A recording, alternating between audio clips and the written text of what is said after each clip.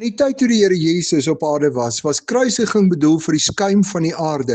Die Romeine se vyande, politieke opstandelinge en mense wat erge misdade gepleeg het. Dit is gesien as die wreedste en afskuwelikste straf wat daar vir iemand gegee kon word.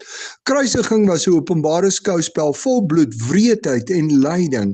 Dit was so skrikwekkend dat daar nie eers 'n goeie geselskap daaroor gepraat is nie. Die beeld van die kruis was walglik, want dit is gesien as 'n eerlose dood en baie vernederend, want persone is heeltemal kaal, sonder enige bedekking gekruisig. Deuteronomium 21 vers 23 sê dat die een wat opgehang word, deur God vervloek is. Verstaan jy dat dit vir die disippels skokkend en ondenkbaar moes wees, dat die Here Jesus in Markus 8 vers 34 sê, dat iemand wat hom wil volg, sy kruis moet opneem, en dat hy in Matteus 20 vers 19 vir hulle sê, dat hy self gekruisig sal word.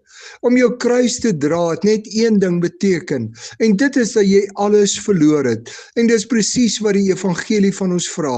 Ons moet alles afgee om die Here Jesus te kan vind.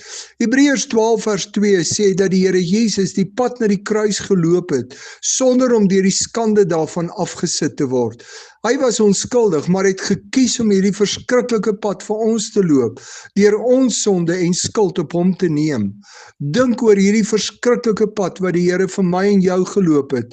As hy nie in ons plek hierdie pad vir ons geloop het nie, sou dit met ons gebeur het. As jy sy offer aan die kruis vir jou sonde verwerp, kies jy om self die prys vir jou sonde te betaal. Sien jy daarvoor kans?